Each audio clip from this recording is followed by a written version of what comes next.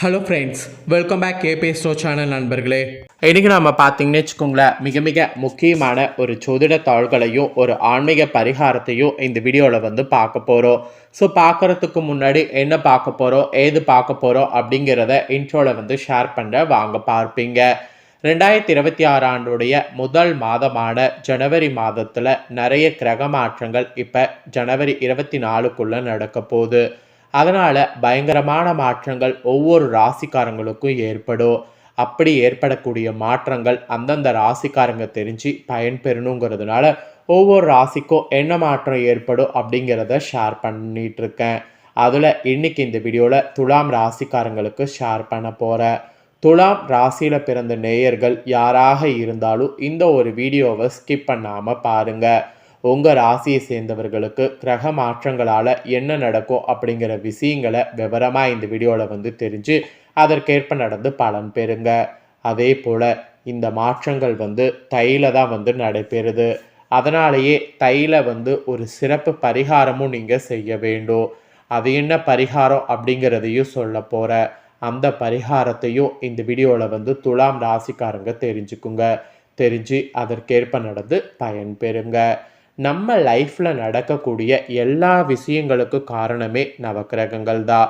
நிறைய பேர் என்ன நினைக்கிறோன்னா விதி தான் எல்லாமே காரணம் அப்படின்ட்டு நினைக்கிறோம். ஆக்சுவலி விதியெல்லாம் கிடையாதுங்க, கிரகங்கள் தான் காரணம். கிரகங்கள் எப்படி அமைஞ்சிருக்கோ அதை பொறுத்து நமக்கு பலன்கள் கிடைக்கும்.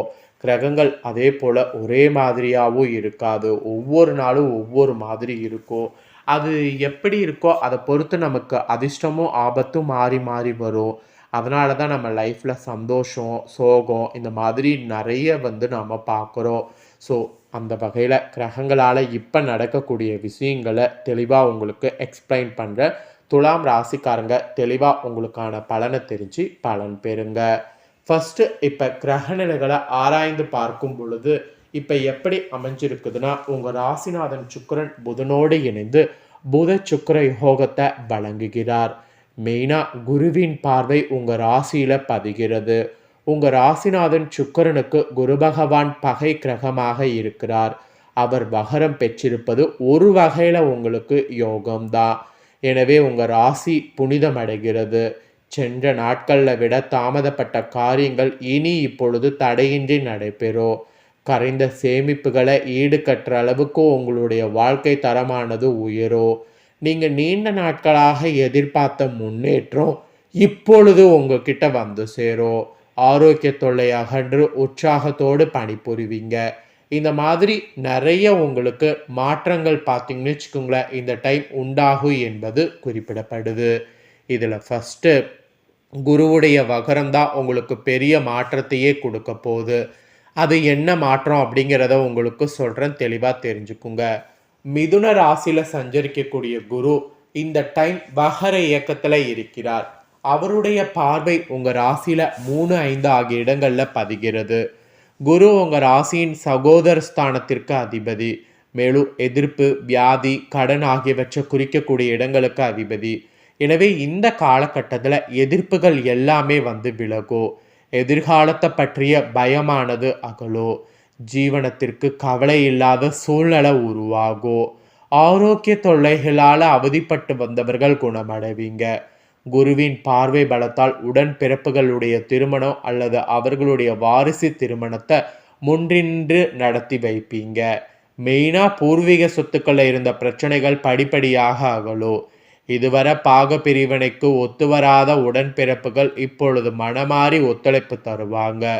பிள்ளைகளுடைய எதிர்கால நலன் கருதி எடுக்கக்கூடிய முயற்சி பலன் தரும். உத்தியோகத்தில் உங்களுக்கு எதிராக செயல்பட்டவர்கள் இப்பொழுது மாற்றப்படுவாங்க. இடம் வாங்க வேண்டும், வீடு கட்ட வேண்டும், அதற்கு பண உதவி கிடைக்குமா என்று காத்திருந்த உங்களுக்கு இப்பொழுது நல்ல தொழில்கள் கிடைக்கும். தொழில் நடத்துபவர்கள் பழைய பங்குதாரர்களை விலக்கிவிட்டு புதிய பங்குதாரர்களை சேர்த்து கொள்வீங்க. வகரமாகக்கூடிய குருவால் இந்த மாதிரியான பல மாற்றங்கள் உங்கள் வாழ்க்கையில் ஏற்படும் என்பது குறிப்பிடப்பட்டிருக்குங்க. அதுக்கப்புறமா கும்பத்தில் புதன் வரப்போகிறாரு. உங்கள் ராசிக்கு 9, 12 ஆகிய இடங்களுக்கு அதிபதியானவர் புதன். அவர் பஞ்சமஸ்தானத்தில் சஞ்சரிப்பது யோகம்தான். 5, 9 மிஞ்சும் பலன் தரும் என்பார்கள். எனவே மிதமிஞ்சிய பொருளாதாரம் உங்கள் ராசிக்கு ஏற்படும். துணிந்து சில முடிவுகளை எடுத்து மற்றவர்களை ஆச்சரியத்தில் ஆழ்த்துவீர்கள்.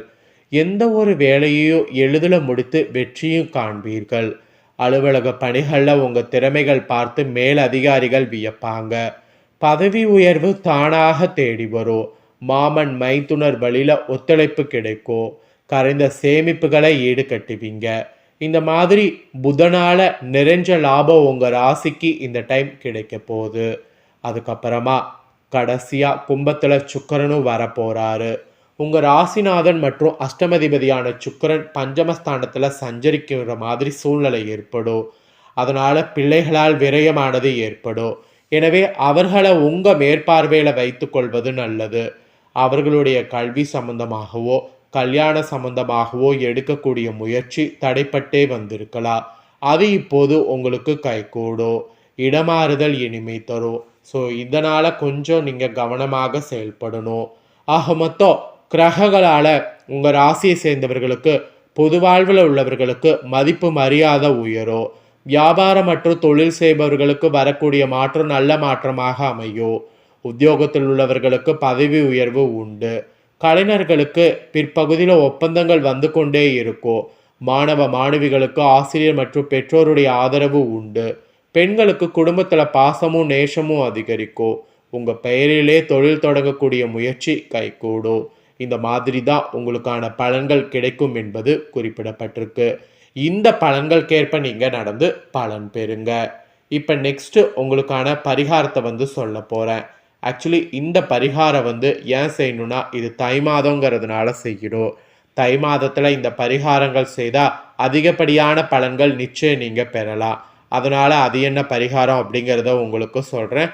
அந்த பரிகாரத்தை பற்றி இந்த வீடியோவில் தெரிஞ்சுக்குங்க. சூரிய பகவான் தனுசு ராசியிலிருந்து மகர ராசிக்கு பிரவேசிக்கக்கூடிய முதல் தினம்தான் தமிழர்கள் திருநாளான தை மாதத்தின் முதல் நாளாக கருதப்படுது. இந்த தை மாதம் சுபகாரியங்கள் அனைத்துமே செய்வதற்கு ஏற்ற ஒரு மாதமாக திகழ்கிறது. ஆன்மீக ரீதியான சில செயல்களை செய்வதற்கு மிக சிறந்த மாதமாக தை மாதம் திகழ்கிறது. அந்த வகையில் சுப தினங்களான பொங்கல் மற்றும் அதனை தொடர்ந்து தினங்கள் நிறையவே வரும். இது மட்டும் இல்லாமல் நிறைய சிறப்பான பரிகாரங்கள் செய்யறதுக்கு உகந்த நாட்களும் வரும். அதனாலேயே இந்த மாதம் நன்மைகள் நிறைந்த ஒரு பொன் மாதம் என்று கூட அழைக்கப்படுகிறது. தமிழ்நாட்டுடைய பண்டிகையான போகி, பொங்கல், மாட்டுப்பொங்கல், காணுப்பொங்கல் இந்த மாதிரி சிறப்பு தினங்கள் வரும். தைப்பூசம், தை அமாவாசை, தை பௌர்ணமி, தை வெள்ளி இந்த மாதிரி வரும். இந்த மாதிரி தையில் நிறைய சுப நாட்கள் வர்றதுனால தை மாதத்தில் சுப காரியங்களுக்கான முயற்சிகளை மேற்கொள்ளணும்னு நீங்கள் நினச்சிங்கன்னா தாராளமாக மேற்கொள்ளலாம். நீங்கள் மேற்கொள்ளக்கூடிய முயற்சி எதுவாக இருந்தாலும் அந்த முயற்சி உங்களுக்கு உடனடியாக பலிக்கும். அதனால் தாராளமாக முயற்சிகளை மேற்கொள்ளலாம். இப்பேற்பட்ட இந்த தை மாதத்தில் நீங்கள் செய்ய வேண்டிய பரிகாரம் என்னன்னா, சூரியன் தன்னுடைய திசையை மாற்றி பயணம் செய்கிறதுனால நிறைய பாசிட்டிவ் எனர்ஜியை கொண்டு வருவார்.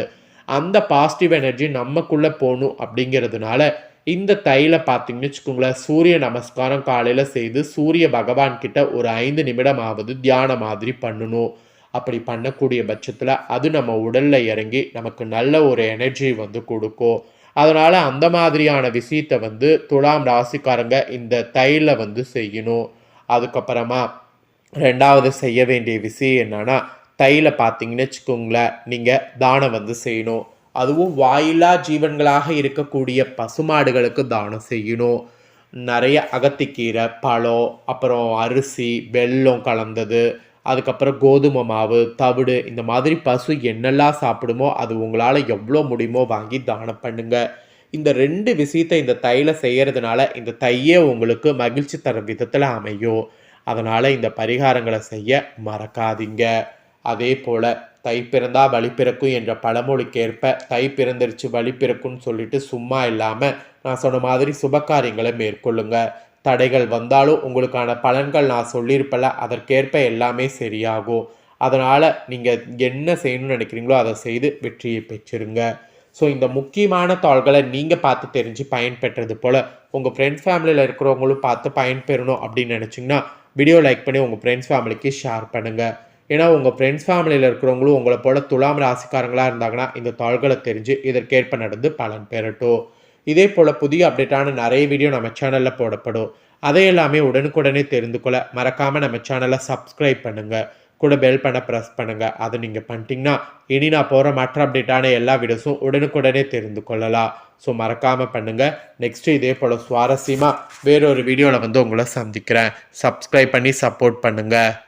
நன்றி, வணக்கம்.